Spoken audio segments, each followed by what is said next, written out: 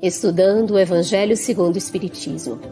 Um estudo sequencial da obra O Evangelho segundo o Espiritismo de Allan Kardec. Essa é a nossa forma de transmitir esperança, conhecimento e alegria.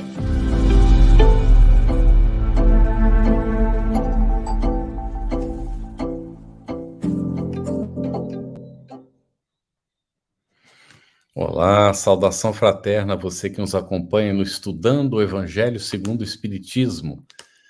A nossa saudação, querida Luziane Bahia, com quem nós dividimos aqui a responsabilidade, estamos aprendendo sempre juntos, e hoje nós temos a interpretação para Libras com a Eliane Carvalho, do Grupo de Estudo Surdos Espíritas, e os nossos convidados são Luciano Alencar da Cunha, que é colaborador na assessoria jurídica da FEB, e Cris Mascarenhas, palestrante, apresentadora espírita, coordenadora do NEP Brasil e do projeto Escutatória. As boas-vindas aos dois e agradecimentos aos nossos parceiros de transmissão. Irmãs e irmãos queridos, boa noite, sejam todos muito bem-vindos. Carlos, gratidão por este momento de aprendizado, de instrução juntos. Querida Cris, querido Luciano, sejam muito bem-vindos. Cumprimentamos Eliane e a todos os que estão aqui conosco, já chegando, já deixando aí o registro de onde que estão se comunicando, de que parte do nosso país e fora do nosso país está aqui se comunicando com a gente. Hoje nós vamos iniciar, no estudo do nosso Evangelho segundo o Espiritismo, o capítulo 7, que é a primeira das bem-aventuranças. Bem-aventurados os pobres de espírito. E os itens, o que se deve entender por pobres de espírito, aquele que se eleva será rebaixado. Então vamos começar contigo, Luciano. Aí no item 1 e item 2, tem um trechinho que já se destaca, né, no nosso Evangelho, e que Jesus disse: bem-aventurados os pobres de espírito, porque deles é o reino dos céus. O que a gente pode entender disso, de pobres de espírito, Luciano? Irmãs, seu microfone. Irmãos. Tá bem. Muito boa noite a todos. Uma alegria nós estarmos juntos aqui. Um grande abraço e fraternal abraço, né, para todos vocês. E o texto de hoje, ele nos remete à ideia da humildade.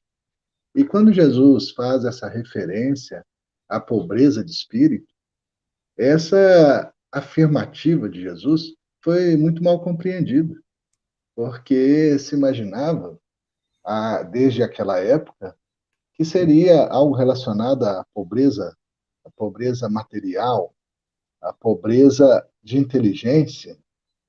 Mas quando nós vamos aprofundar e compreender os ensinamentos de Jesus à luz do Espiritismo, nós vamos encontrar, no capítulo que nós estamos estudando hoje, a referência muito nítida de que, quando Jesus se refere à pobreza de espírito, ele está falando a respeito da mãe das virtudes, a humildade sem a qual nós não somos capazes de adquirir as outras virtudes e nos tornarmos pessoas melhores. Nós poderíamos até rapidamente visitar a origem etimológica da palavra humildade, para que nós possamos compreendê-la um pouco melhor. A humildade vem lá da ideia de humus. E para nós que somos campesinos aqui, né, estamos aqui no interior de Minas Gerais, a gente sempre convive com a ideia do humus, que é a matéria orgânica, através da qual essa matéria orgânica ela aduba as plantas, e ela é feita a partir de resíduos, de dejetos. Então, olha só que coisa interessante.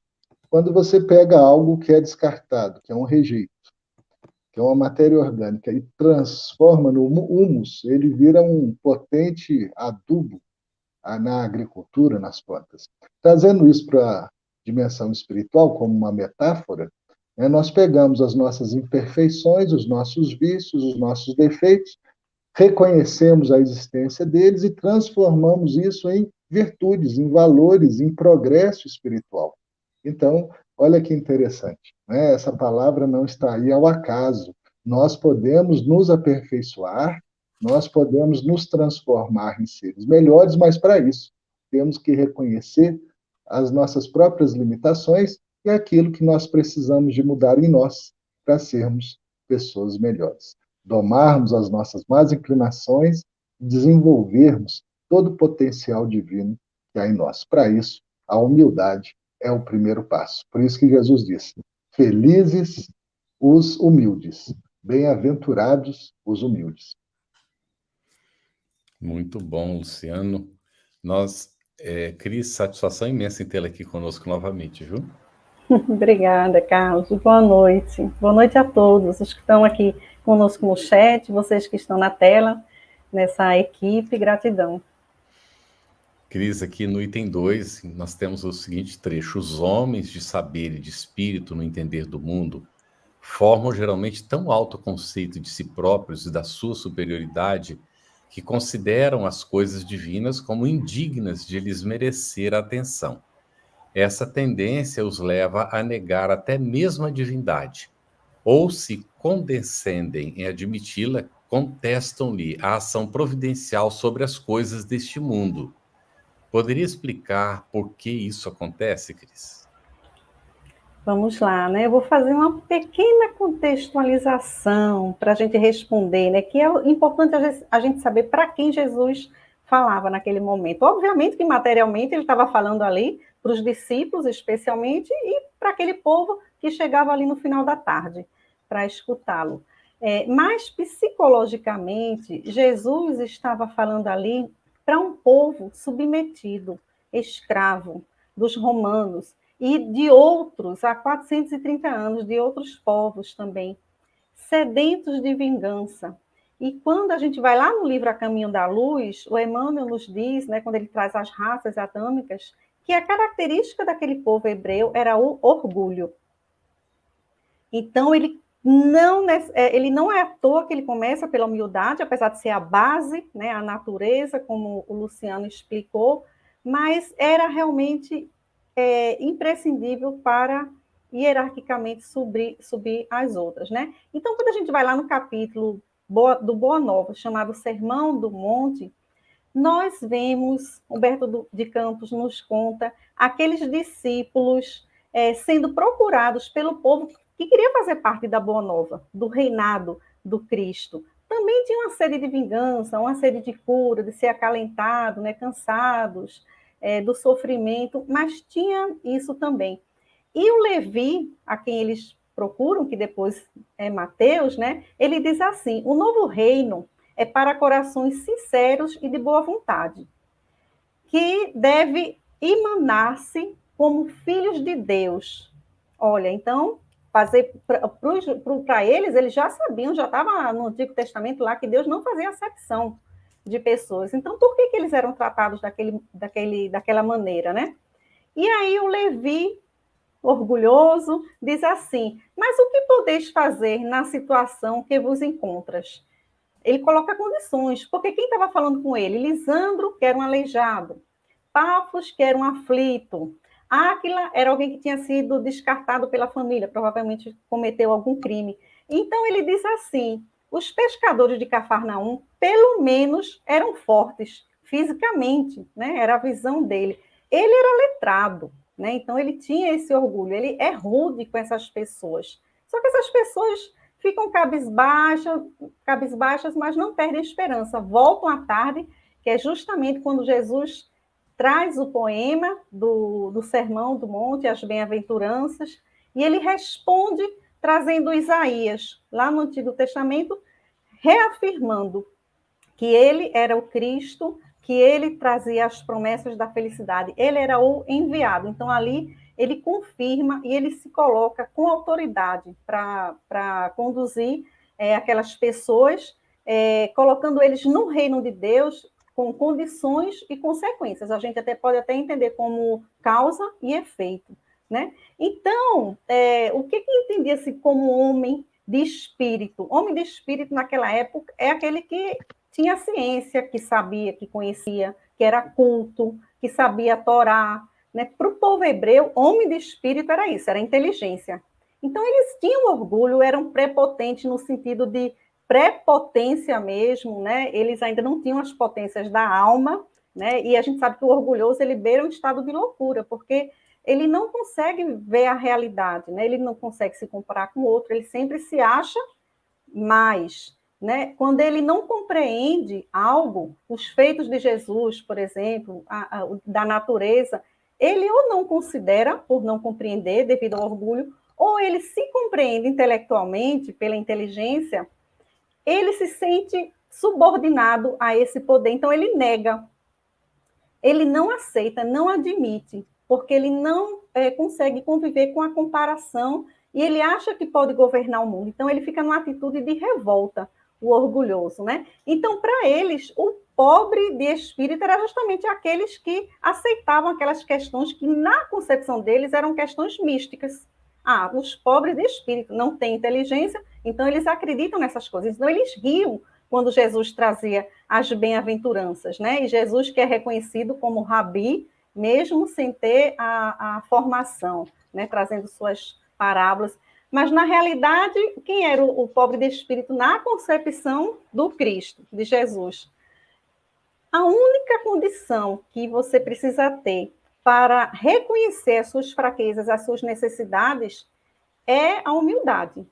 Você admite. Então, o pobre de espírito, que é usado na tradução grega, e o humilde, que é usado na tradução hebraica da Bíblia, na realidade é uma infância espiritual. A gente pode chamar também de pequeno, se usa muito na Bíblia a expressão pequeno, né, para o humilde, para esse pobre de espírito, né? Lá em Primícias do Reino, Amélia Rodrigues, ela diz assim, que esses pequenos humildes, eles eram livres do resíduo do mundo. Então, eles tinham necessidade de tudo, né? A gente vê lá em Luz Perecível que diz assim, os que examinando-se sentem o peso e a extensão das suas próprias necessidades de renovação. Então, a gente só renova se a gente reconhece. O humilde é capaz de fazer isso. O orgulhoso, realmente, ele não vai conseguir, né? Leon Denis chega a chamá-los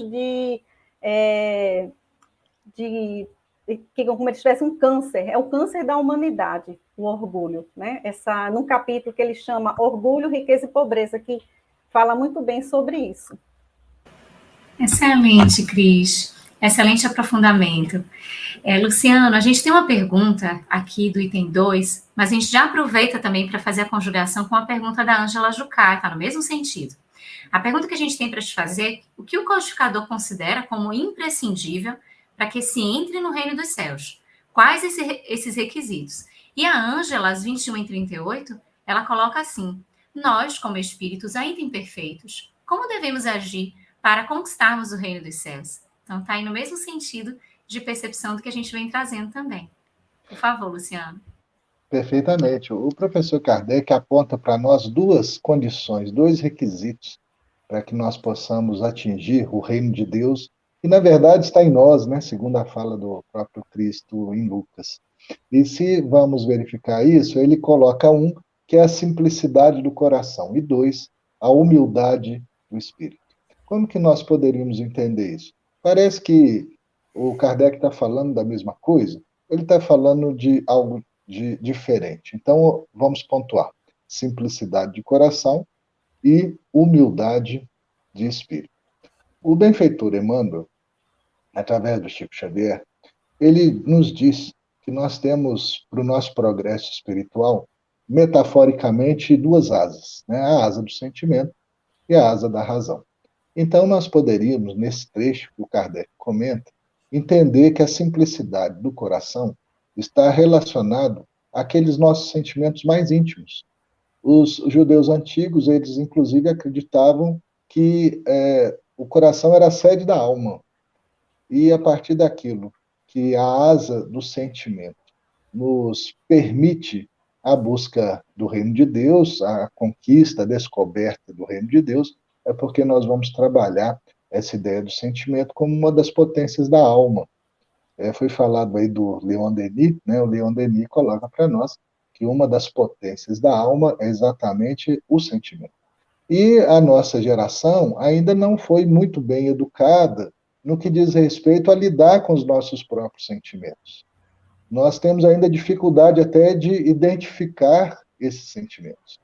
E se vamos olhar hoje as escolas contemporâneas, já existem muitas escolas que têm no próprio currículo uma disciplina de educação dos sentimentos, né? Então, isso é muito curioso, porque as gerações novas, já vão aprendendo a identificar o que estão sentindo, até mesmo para trabalhar isso e fazer isso um instrumento de progresso. Então, a asa do sentimento, simplicidade do coração, e Jesus, então, pega o símbolo de uma criança para demonstrar isso, né? Aqueles que não tiverem o coração puro, semelhante a essa criança, não atingirá, não alcançará o reino dos céus. E a outra asa?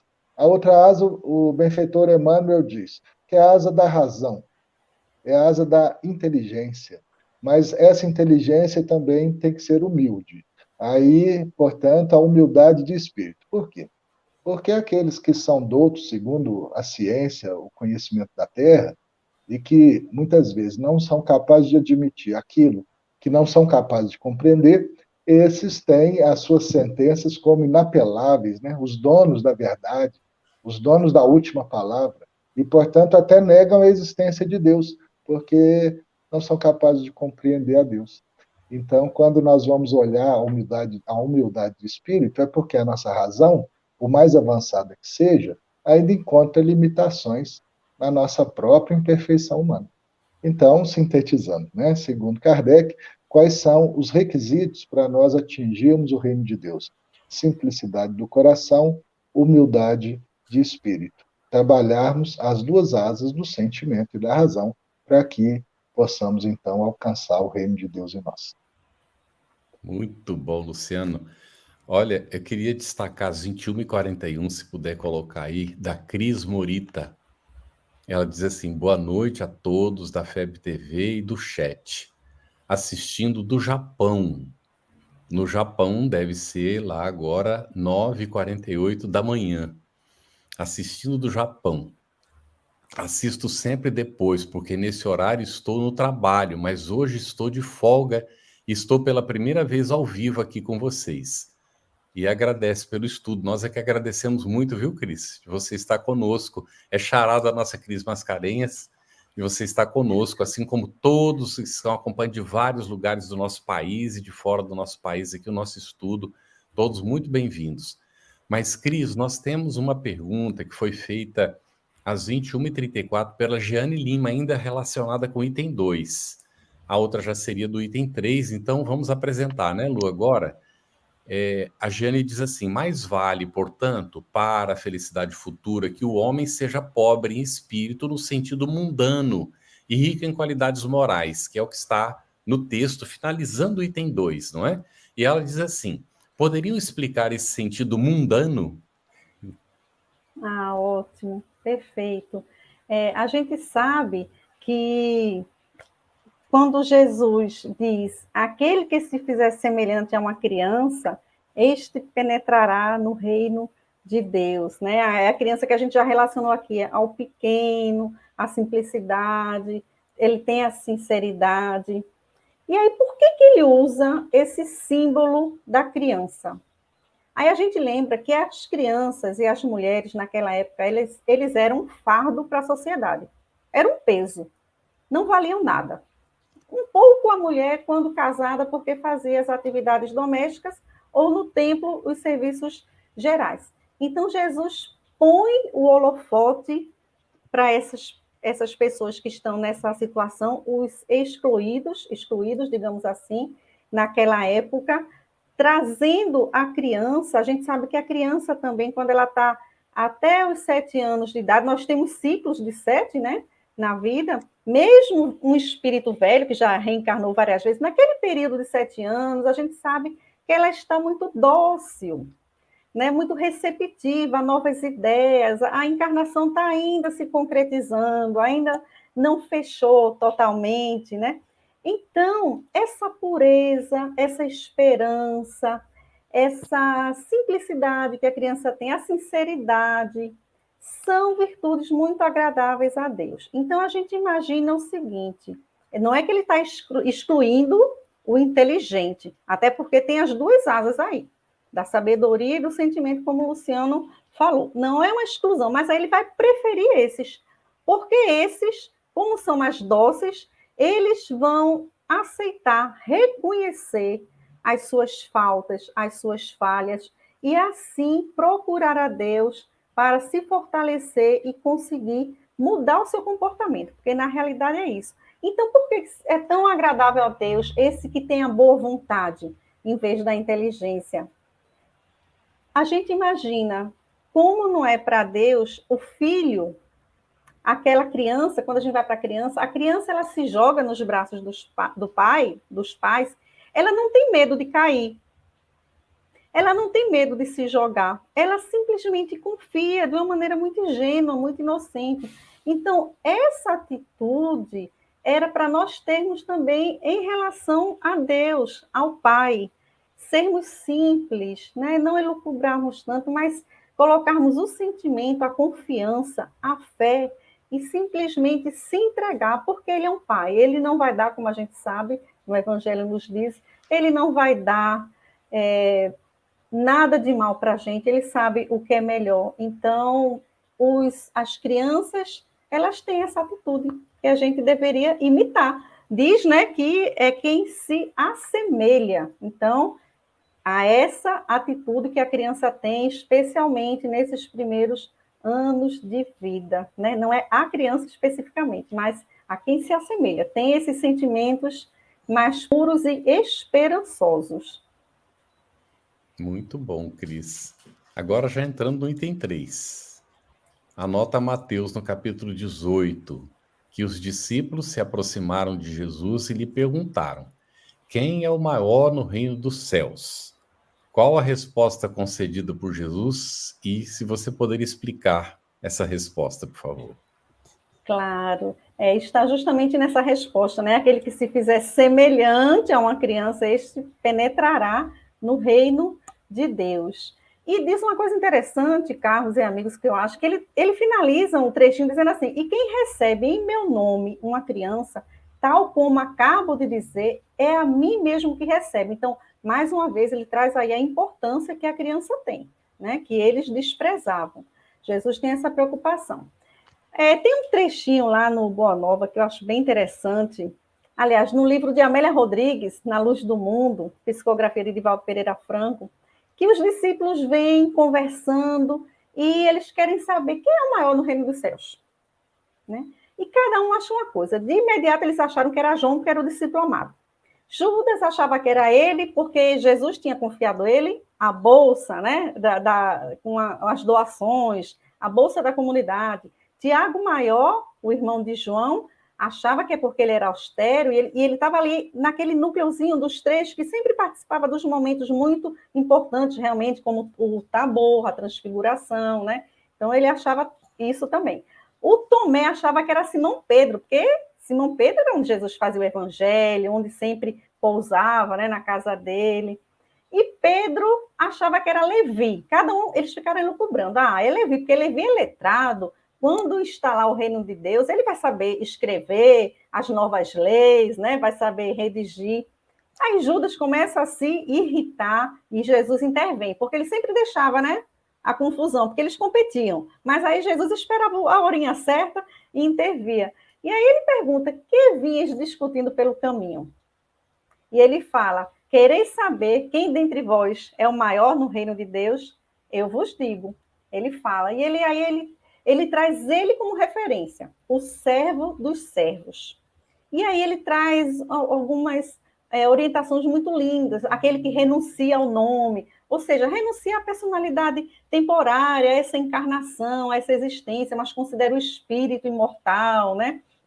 Aquele que é zeloso, que cuida dos outros, que mesmo quando é magoado por uns ou por outros, é incompreendido, ele continua no processo educativo. Ele fala que é aquele que, quando ajuda, sofre, né? Sofre pelo sacrifício que faz, e às vezes sofre porque não consegue ajudar também. Ele diz que é quando ferem, e quando, mesmo assim, ferem, mas buscam ao mesmo tempo, traem, mas sorriem, né? Ele fala desse contraste. Enfim, é o servo de todos, ele fala dele. E é interessante que no Boa Nova, no capítulo A Família de Zebedeu dizendo lá: olha, vamos conquistar muitos seguidores, né? Ele falando de quantidade, Jesus diz que a causa dele não é da quantidade, é da verdade e do bem. Aí Jesus traz também essa questão para ele, diz: quem será maior perante Deus? a multidão que se congrega para entronizar a tirania, esmagando os pequeninos, olha aí, os pequeninos, os humildes, as crianças, ou um homem sozinho e bem intencionado que com um simples sinal salva uma barca de pescadores. Então, mais uma vez, ele traz como exemplo, né, de quem é o maior. É aquele que se faz menor, que foi como Jesus, né, um rei solar, se coloca servindo a todos em várias passagens, como lava-pés, aliás, em todas, né? Aí a gente volta para o ver de Jesus. É esse pequeno, é esse que vem por último, é esse que tira os holofotes dele, né? Então, é por aí. É interessante que coincide, né, essas falas, e ele mesmo, Jesus, trazendo ele como exemplo. Excelente, Cris. E como essa alusão que você traz mostra o quão as palavras de Jesus tinham esse impacto de estremecer aquilo que estava posto como uma verdade. Então, ele traz as bem-aventuranças, parece que está trazendo aquele olhar invertido do que a sociedade imaginava ser bem-aventurado, e ele já coloca uma outra condição, outros valores e verdadeiros valores. Então, isso chama sempre muita atenção. Ô, Lu, se me permite um comentário aqui para as pessoas, a bem-aventurança, ela já existia no Antigo Testamento, é um gênero literário, né, imperativo. Não tem nenhuma novidade, ela está no Novo Testamento também, mas Jesus traz esse sentido genuíno, né, para as bem-aventuranças, justamente ele direcionando para aqueles que estão em sofrimento. É tanto que a palavra bem-aventurança, o Tomás de Aquino diz, a gente nem sabe o que é bem-aventurança, porque a gente não é feliz ainda, a gente não está no mundo feliz, então a gente nem tem noção. Aí a gente vê que a tradução original no hebraico é ashirei, que é assim, se coloca nesse caminho reto, que você vai ser feliz, né? Avante, marcha, não desiste, continua. É isso que Jesus diz para a gente com as bem-aventuranças. Bem. Lindo, e por isso que é um hino que toca os nossos corações e vai conduzindo Lindo. com essa sonoridade, musicalidade especial. É. A gente está muito sintonizado aqui com a Ângela Jucá, porque a gente vai trazer uma pergunta para o Luciano e a Ângela trouxe algo que está embutido. Olha a pergunta que a gente traz para o Luciano. Aquele que quiser tornar-se o maior, seja o vosso servo. E aquele que quiser ser o primeiro entre vós, seja vosso escravo. Isso está no item 4, o destaque das palavras de Jesus. E aí a gente pergunta, em que contexto Jesus proferiu estas palavras e qual o sentido que a gente pode extrair dessa expressão? Mas aí a Ângela, às 21h54, ela diz assim, por que Jesus recusou o pedido da mãe dos filhos de Zebedeu para que tivessem assento no reino de Deus? Então, Luciano, faz uma junção aí para a gente, para trazer essa resposta, por favor. Perfeito, Ângela, muito obrigado pela sua pergunta, muito pertinente. E nós vamos investigar isso com a ajuda de Mateus. Porque o Mateus, ele retrata os detalhes do contexto em que Jesus fez essa afirmativa.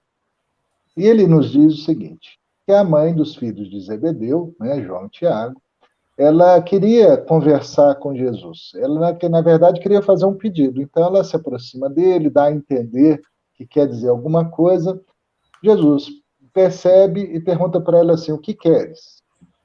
E ela, então, ela faz a seguinte colocação.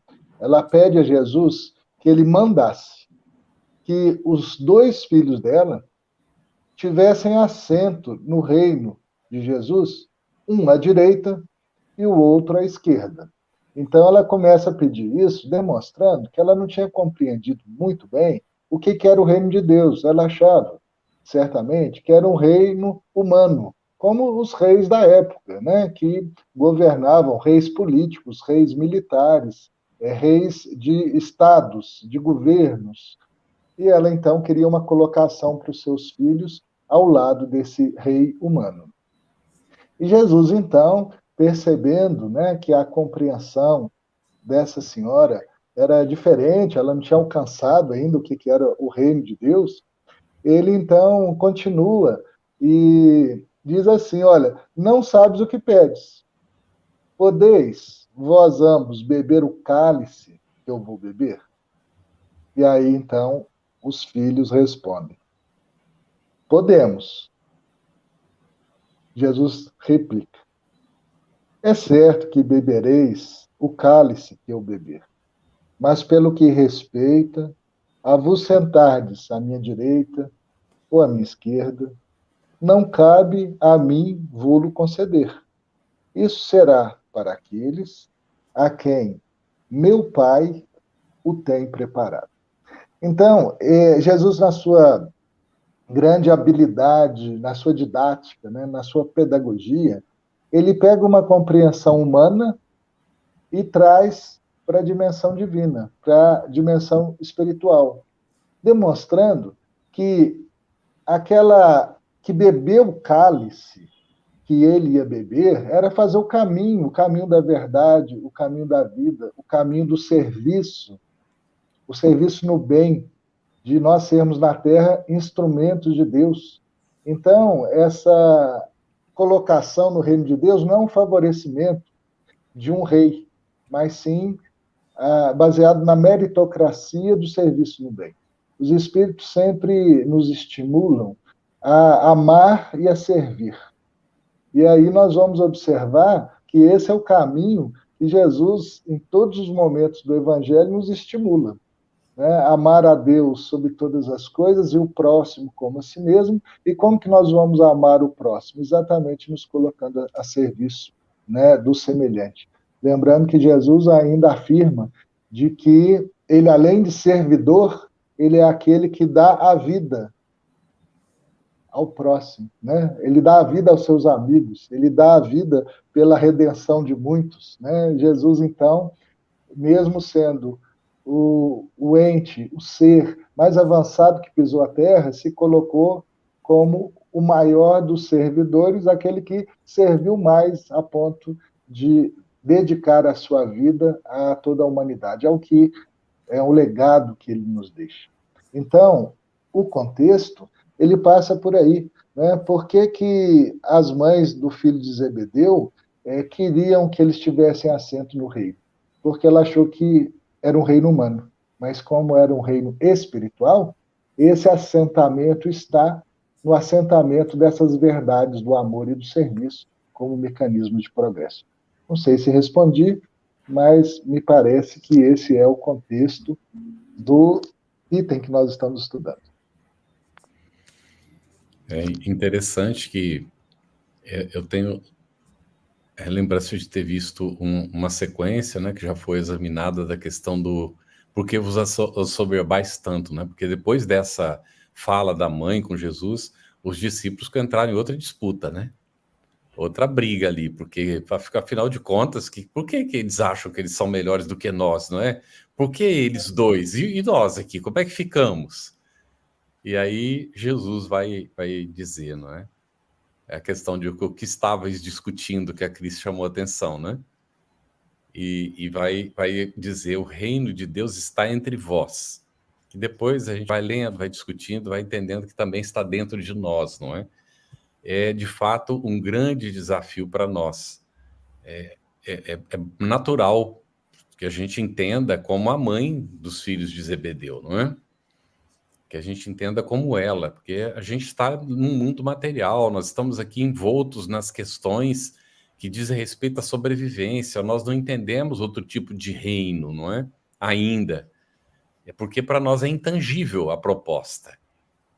Mas, se nós vamos compreendendo que nós somos, de fato, seres espirituais, transitoriamente ocupando posições nesse mundo que é transitório, então nós vamos entendendo que precisamos realmente construir uma outra visão, que para nós é desafiadora.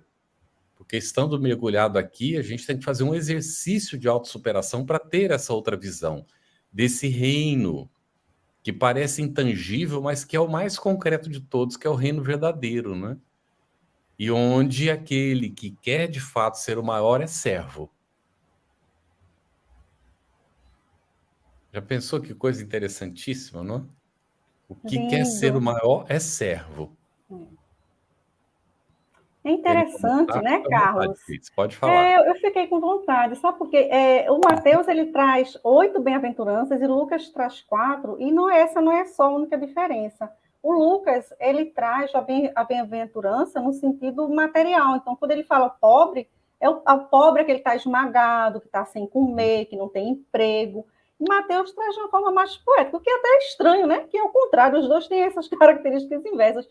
Mas o Mateus traz essa questão espiritual, e aí eu acho que um exercício bom para a gente, e, né, para vocês, amigos, para a gente interpretar bem o que Jesus trazia, é saber, lembrar que ele sempre falava de coisas espirituais, usando as materiais. Sempre. Então, sempre se ele falasse de um grão de areia, de uma pérola, de uma ovelha, tem a interpretação espiritual.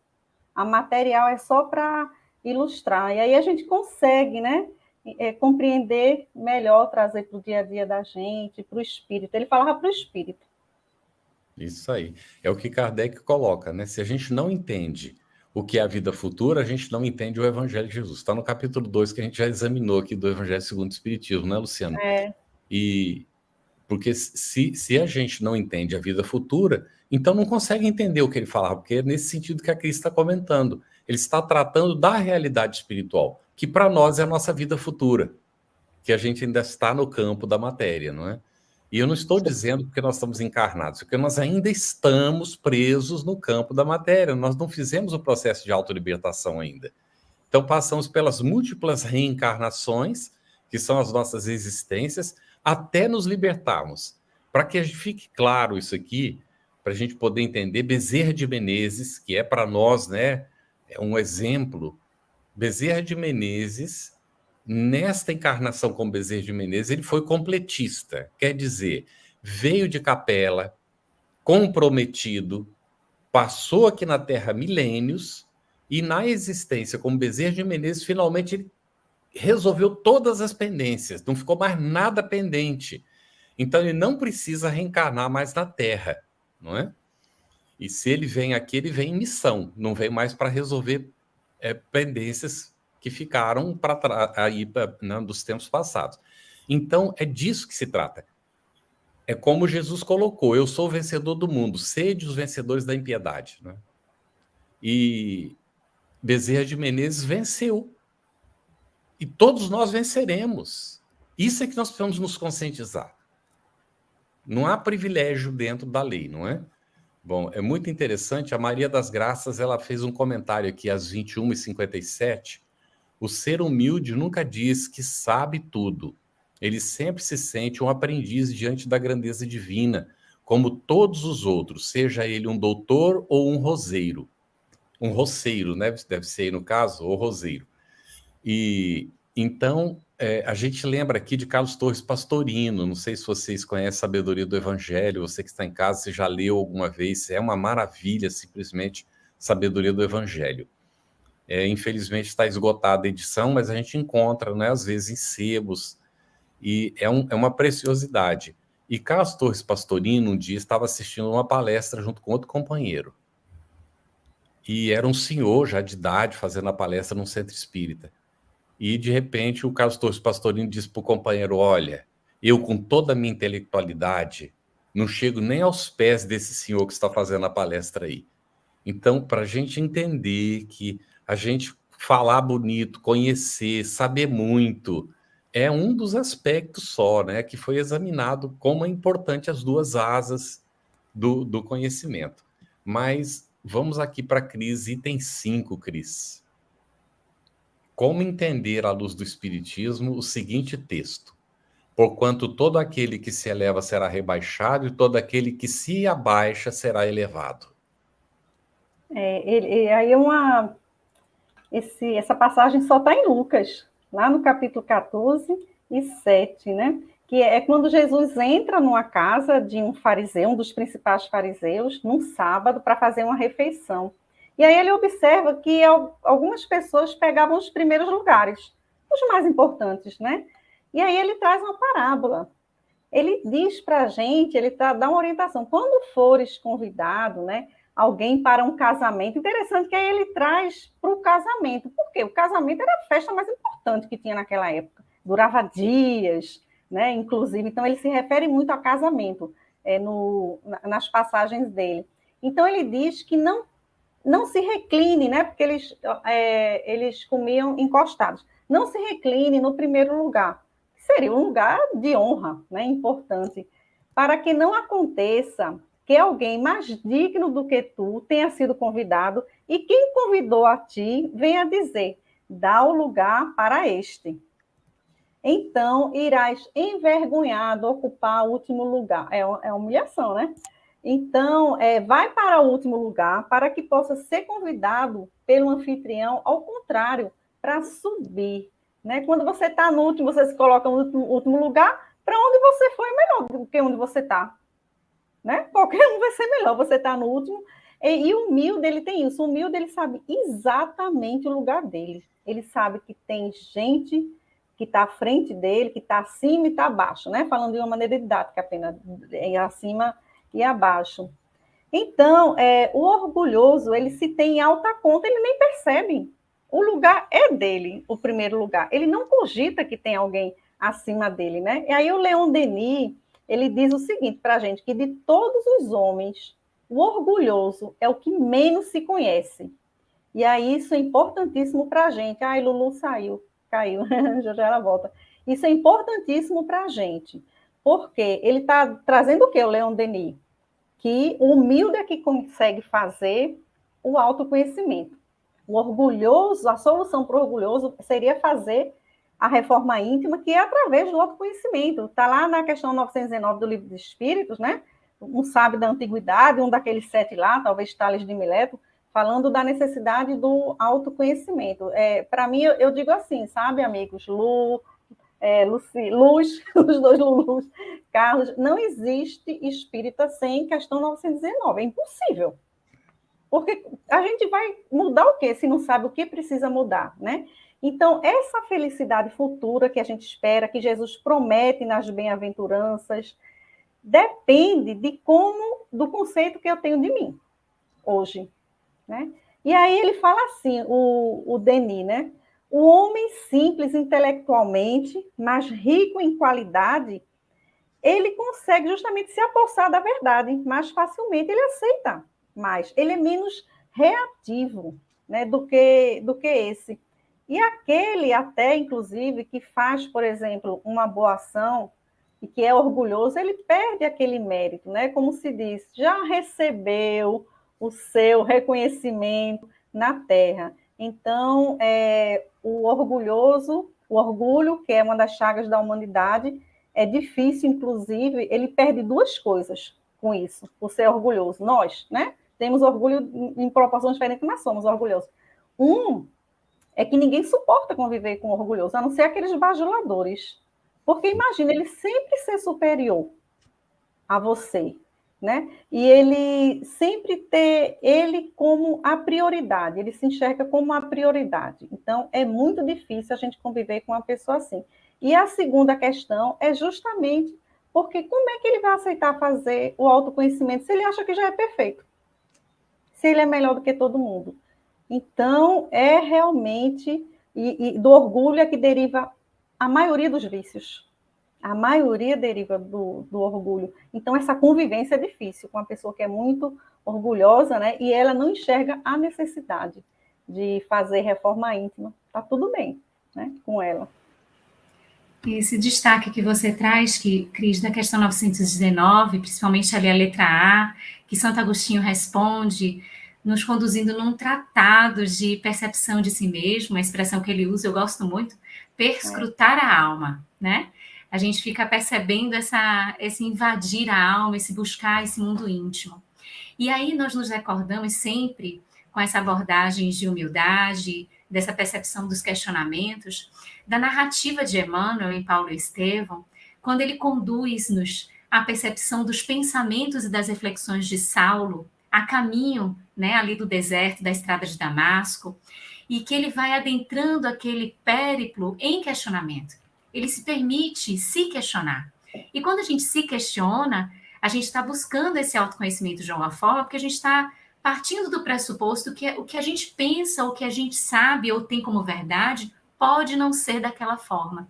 Então, é uma maneira de já iniciar um processo, um exercício para a humildade. Então, quando Jesus aparece a Saulo, é nesse processo que Saulo está enveredando nesse autodescobrimento, nessa autopercepção, nesse adequar-se, endireitar-se na percepção do caminho, para que aí sim, a partir desse primeiro degrau, que é a humildade, né, ele possa avançar os processos de conversão, de transformação, e a gente vê o brilho de tudo isso nessa linda passagem que Emmanuel e Atos dos Apóstolos também nos traz como anotações.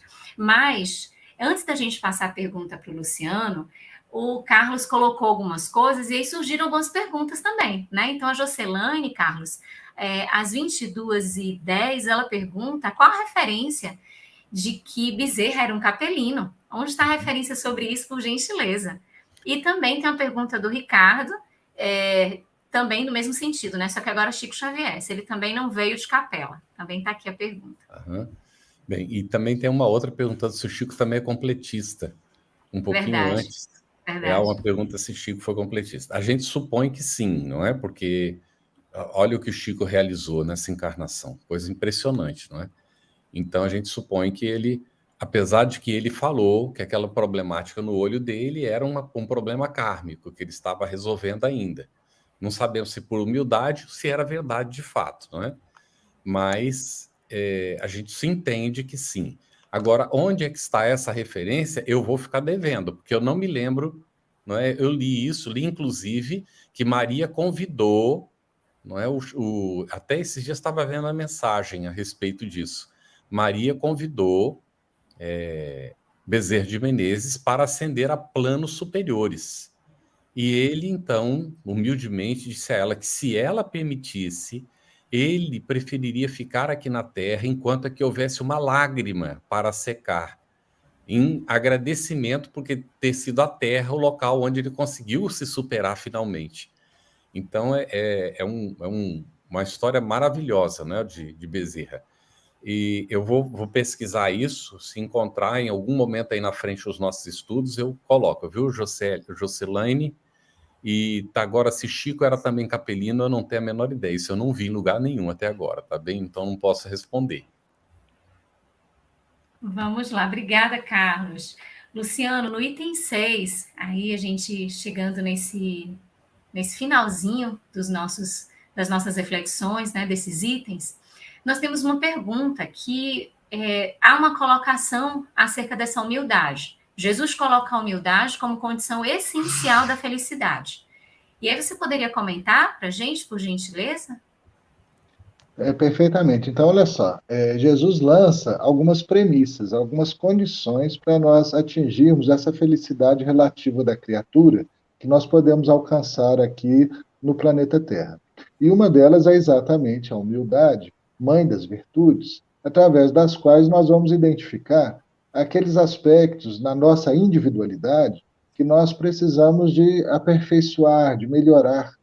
E para ilustrar isso, eu até gostaria de sugerir àqueles que conosco aqui estão que lessem o conto de número 2 do livro Contos e Apólogos, do irmão X, né, Humberto de Campos, onde tem uma história muito interessante, onde Humberto de Campos diz, resumidamente aqui, que Jesus havia procurado se entender com os doutores da lei acerca das tarefas da Boa Nova. E lá, entre os doutores da lei, estavam os intelectuais da época, as pessoas que tinham o maior estudo, que tinham o maior aprofundamento da lei divina, né, segundo a primeira revelação de Moisés. E diz Humberto de Campos que Jesus não conseguiu nada. E que surgiu um candidato muito intelectualizado, que fez a ele uma série de perguntas sobre a Boa Nova, sobre o reino de Deus, e lá no frigir ali da conversa, o que aconteceu? Ele continuou fazendo perguntas, fez dezenas de perguntas, e Jesus disse para ele, na verdade, que o dia que ele estivesse disposto a cooperar, ele deveria procurar Jesus de novo, porque as indagações, né, foram sendo respondidas até o momento que Jesus fez silêncio e disse, olha, o dia que você quiser cooperar, você me procura, nós vamos falar, então, da Boa Nova e do Reino de Deus. E aí diz Humberto de Campos, e Jesus saiu de Jerusalém, foi para Cafarnaum, e lá encontrou os pescadores.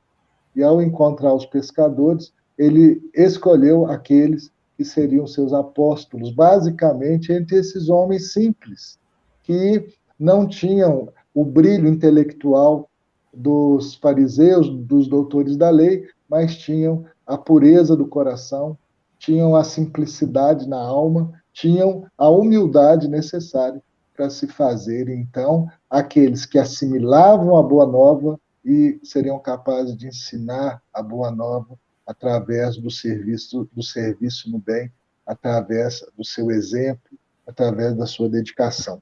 Então, me parece que esse conto, de uma forma muito bem escrita, ele resume o que nós estamos discutindo hoje, né? Que são os requisitos para entrar no reino de Deus, passando pela simplicidade do coração, pela humildade do espírito, que é aquilo que o professor Kardec também nos aponta como condição sine qua non, ou seja, a condição sem a qual nós não vamos atingir o reino de Deus e não vamos cumprir a nossa missão terrena, e assim não seremos completistas, como o Carlos aí colocou, né? O grande esforço nosso é para que a gente possa usufruir os ensinamentos que a Terra pode nos legar e sairmos daqui melhores do que quando aqui chegamos.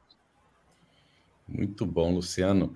A Jeane Lima, e aí no chat uma conversa sobre o Sabedoria do Evangelho, que ela não conseguiu encontrar no Kindle. Não tem realmente, a edição é esgotada. E então o livro passa, ele deixou, quando desencarnou o Carlos Torres Pastorino, ele tinha deixado uma série de anotações para a família. Então o volume 1 e volume 2 parece que estão passando por revisão para uma possível edição pela FEB no futuro. E agora a gente pode encontrar em sebos. Agora existe uma versão aí em PDF aí pela internet. Agora a gente tem que tomar muito cuidado com essas versões em PDF, que às vezes elas trazem alterações, sabe? Então, quando sair, ou encontrar em sebo, ou quando sair a edição nova, a gente prefere, não é, pegar uma edição dessas que são confiáveis, não é? Bom, a Fabiola, Cris, faz uma pergunta sobre esse item 6. Todo aquele que quiser ser o primeiro dentre vós, que seja vosso escravo. Ela pergunta se pode explicar melhor essa passagem para o entendimento aí. Oi, Fabiola, boa noite. Olha só, Jesus, ele veio para nos libertar.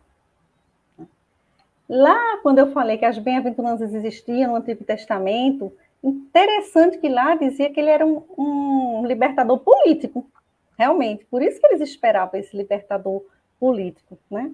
Mas só que ele traz justamente essa nova concepção, né, essa ideia de ser a libertação de nossos equívocos, né, de nossos erros, de nosso egoísmo, nossa vaidade, a libertação do espírito. Então, como é que a gente se liberta espiritualmente? Como é que a gente ascende?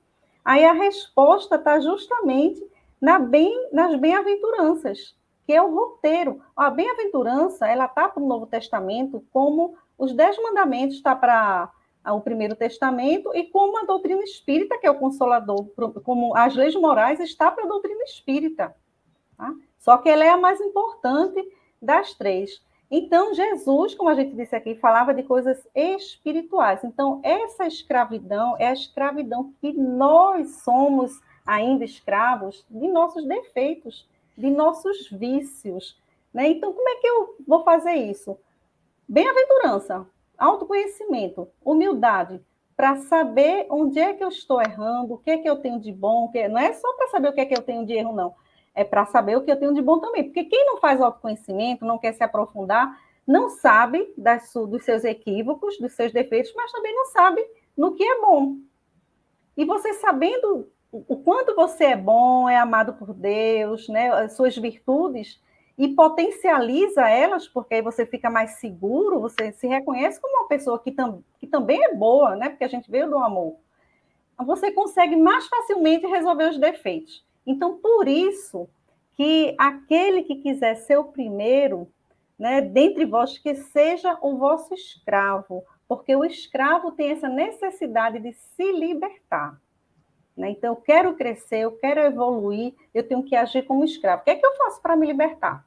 Vou lá na questão 909. O roteiro é perfeito. Eu uso até no trabalho, inclusive. Perfeito. Não tenho o que tirar. Diz até assim, se você tem dúvida se é bom ou é ruim, alguma característica sua, pergunta a outro. Melhor ainda, pergunta a quem não gosta de ti, pergunta a quem te critica, porque ele vai adorar dar essa resposta. Vai achar bom, né? Vai até se comprazer em dar essa resposta, e a gente aí vai criticar também com bom senso para saber se faz sentido. Muito bem, Cris. Aqui tem um comentário ainda sobre Carlos Torres Pastorino, Sabedoria do Evangelho. São 8 volumes, gente, que foi publicado, tá? Mas a gente tem informação que tem mais do que isso. Então, vamos ver se esse material sai para nós aí, não é? Em nova edição. Vamos torcer para que isso aconteça. E, Luciano, nós temos um pequeno tempinho, então eu vou lançar outra pergunta. Lu, tá bem para ele? Okay. Aqui, nós temos, dentro desse trecho que a gente está examinando, daquele que se eleva será rebaixado, não é? E então Kardec, ele comenta que o Espiritismo aponta outra aplicação para esse mesmo princípio. Ele fala que é nas encarnações sucessivas. E vai aí explicar as diferenças. Você poderia comentar um pouquinho, Luciano, para a gente? Perfeitamente, Carlos. Essa pluralidade das existências, né, a reencarnação, nos permite nós mudarmos o nosso papel dentro da sociedade de uma existência para outra. Por exemplo, aquele que hoje foi governante, amanhã poderá vir um operário, né? Um campesino hoje, né? Um agricultor hoje, amanhã poderá vir um cientista. E por aí sucessivamente, o professor Kardec aponta para nós que essas experiências diferentes da alma nos permitem esse revezamento dessas funções, desses papéis sociais, que vão contribuindo para a nossa ascensão espiritual. Então, olha que interessante, nós hoje estamos aqui encarnados no Brasil, cada um de nós tem a sua profissão, cada um de nós tem as suas oportunidades de aprender e de servir. Imaginemos na próxima existência, né, pela lei de causa e efeito, nós nos vermos matriculados em outras nações, em outras culturas, com outras famílias, com outras oportunidades de servir.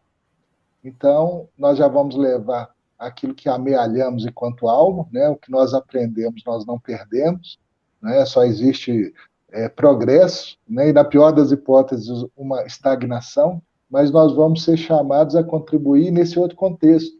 Então, vamos imaginar, por exemplo, que nós conseguimos ter uma nova existência num país muito mais avançado ou muito mais pouco desenvolvido do que a nossa realidade brasileira de hoje.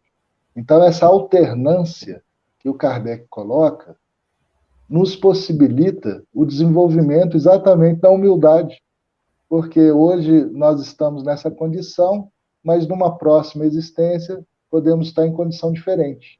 Como nas existências anteriores também passamos por experiências as mais diversas. Então, tudo isso enriquece a individualidade. E lembrando que nós, espíritos, somos individualidades que carregamos conosco as diversas personalidades e desenvolvemos em cada uma das existências. E hoje nós estamos no ponto mais avançado, né? Pela lei do progresso, hoje nós estamos na nossa melhor condição. Então, se nós olharmos para trás, nas existências anteriores, as nossas condições foram iguais ou piores a que nós temos hoje. Mas se olharmos para frente, e aí o Carlos lembrou da vida futura, e de que o ensinamento do Cristo está todo pautado na sobrevivência da alma, né, na vida futura, nós vamos verificar que amanhã, pela lei de causalidade, nós seremos as consequências daquilo que somos hoje, e se fizermos o caminho correto, o caminho do serviço, o caminho do bem, amanhã nós estaremos ainda melhores e assim sucessivamente. Então, Kardec coloca com muita propriedade. Nós todos podemos ter uma vasta experiência em existências diferentes que servem para o nosso progresso. Isso mesmo, Luciana. Aproveitando, antes da gente seguir aqui para a conclusão dos nossos trabalhos, A Madalena traz uma pergunta que eu não conheço uma fonte que a gente possa trazer essa resposta, mas eu coloco aqui para vocês. A Madalena Rich fala às 22 e 27, é verdade que Chico Xavier, por ter sido tão bom, ele não precisa encarnar mais? E ela coloca esse questionamento. Vocês poderiam esclarecer, Cris, por favor? Posso. Primeiro, Madalena, tudo bem, reencarnar não é um castigo, né? Parece assim, eu já sou bom, então nem preciso mais reencarnar, que alívio. Não, a gente vê que aqueles espíritos mais evoluídos, eles querem reencarnar para ajudar a marcha da evolução na Terra. E principalmente quando eles têm os afetos deles aqui na Terra encarnados, eles querem voltar para auxiliar, querem vir junto, para poder esses afetos avançarem também, né? Então, realmente, a gente não tem essa informação, né? Mas a questão precisar, né? A gente não necessariamente é compulsória a reencarnação. Às vezes né? Quando a gente está numa imaturidade tão grande, uma infantilidade que não consegue decidir junto com os amigos espirituais que são responsáveis, né? Do departamento da reencarnação, combinar às vezes, como uma criança ou como alguém que tem algum problema de limitação mental, que não pode decidir, precisa de um pai, de uma mãe, é a mesma coisa a gente. Às vezes a gente precisa, o espírito, que alguém decida por a gente, né? E essa decisão sempre é com muita bondade. Então, mas muitas vezes a gente, na maioria das vezes, a gente pede, a gente quer, a gente fica morrendo de vontade e entra na fila várias vezes, viu? Para vir. Quando chega aqui, acha ruim, né? Mas a gente faz isso sim, e lembrar disso especialmente, não é castigo. Nossa, a pessoa quando está junto de um afeto, está numa tarefa, numa missão, servindo ao Cristo, é uma alegria, né? A boa nova é a boa notícia. Jesus diz a Bartolomeu, já viu uma boa notícia não trazer alegria? Né? Então, é uma alegria, a gente passa pelos desafios passar junto com Cristo é diferente, né, Lulu? E a gente vê isso lá, isso que você colocou, Cris, está lá na questão 132 do Livro dos Espíritos, a finalidade da encarnação. A gente vê tanto esse aspecto de expiação, para uns é expiação, para outros missão. E o quanto a gente vai caminhando para o alcance dessa perfeição que é relativa, mas também para a gente descobrir ali qual é o nosso papel nesse contexto da criação. Então, bem valiosa a sua resposta, Cris, muito obrigada. Nós gostaríamos de agradecer imensamente a você, Cris, ao Luciano, pelo didatismo, pela sensibilidade nas respostas que trouxeram para a gente, ao Carlos por esta parceria, a Eliane pela sensibilidade nessa interpretação, a nossa equipe do Estudando o Evangelho segundo o Espiritismo dos Bastidores, a todos vocês que estiveram aqui, que deixaram suas mensagens, trouxeram seus comentários, as suas perguntas. E esse capítulo que a gente adentrou, que é o capítulo 7º, ele é muito importante. Ele vem logo depois do Cristo Consolador para nos trazer uma mensagem de que a verdadeira consolação vai depender da nossa humildade, vai depender desse primeiro degrau feito por nós, para que a gente consiga galgar os próximos patamares. Então, no próximo estudo, no nosso próximo encontro, a gente vai dar continuidade a esse capítulo 7º, com os itens Mistérios Ocultos aos Doutos e aos Prudentes, e as instruções dos Espíritos na primeira parte, porque a instrução é bem grande, do orgulho e a humildade. E a gente vai tratar uma primeira parte para depois dar continuidade. Mas, como a gente sempre faz aqui, trazendo e lembrando os nossos avisos, a gente quer relembrar que esse estudo ele está disponível também em podcast, no canal FEB Podcast, no Spotify e nas demais plataformas de áudio streaming. Os nossos encontros semanais, eles ficarão gravados e disponíveis gratuitamente. Então é importante que a gente divulgue, que a gente compartilhe, principalmente para aqueles que não puderam assistir aqui conosco ao vivo. Se nós temos dúvidas acerca do Espiritismo ou gostaríamos de ficar atentos à programação do nosso estudo, basta acessarmos o Telegram, @estudo_ESE_FebTV. Se você deseja encontrar todo o conteúdo do Estudando o Evangelho segundo o Espiritismo em um só lugar, basta acessar www.febtv.com.br/estudo-ESE. Lá a gente encontra as perguntas respondidas do Telegram, os encontros, materiais de estudo, podcasts e muito mais. A FebTV disponibiliza 3 oportunidades de estudo das obras básicas do Espiritismo. Estudando o Livro dos Espíritos, sempre às segundas-feiras, às 20 horas. Estudando o Livro dos Médiuns, às terças, também às 20 horas. E estudando o Evangelho segundo o Espiritismo, todas as quintas, aqui conosco, às 21h30. Apoie a FEB TV, ajude a manter este e outros estudos no ar, acessando febtv.com.br. Gratidão imensa a todos, um grande abraço e até o nosso próximo encontro. Estudando o Evangelho segundo o Espiritismo. Um estudo sequencial da obra O Evangelho segundo o Espiritismo de Allan Kardec. Essa é a nossa forma de transmitir esperança, conhecimento e alegria.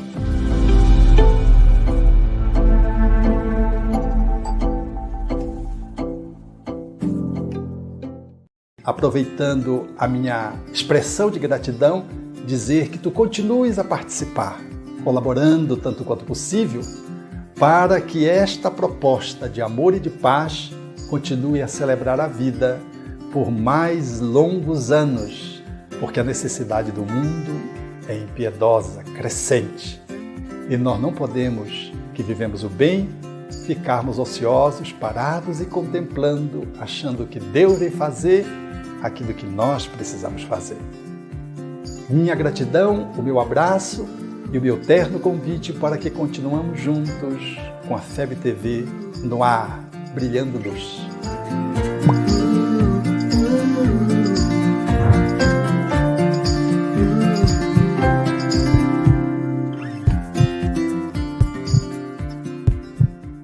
Iniciamos hoje a campanha Conheça a Federação Espírita Brasileira, que busca mostrar quem ela é. O trabalho realizado por meio desta instituição centenária, trazendo você para dentro da nossa casa. Como surgiu a Federação Espírita Brasileira? De Augusto Elias, o seu fundador, aos dias de hoje, o que ocorreu? Quem foram e quem são os vultos que fizeram e fazem parte dessa história? Qual a relação de nomes como Chico Xavier, Bezerra de Menezes, Ivone Pereira com esta instituição? Qual a sua missão? Como ela atua na formação do homem de bem? Apresentaremos a Federação Espírita Brasileira em formato dinâmico com vídeos, depoimentos, postagens históricas, áudios. Conheça e faça parte desta família.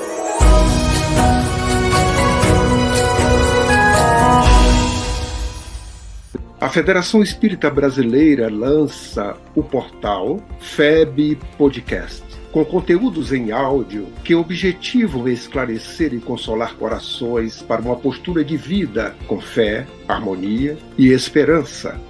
Diretamente dos estúdios da Federação Espírita Brasileira, está começando o podcast Espiritismo em Pauta.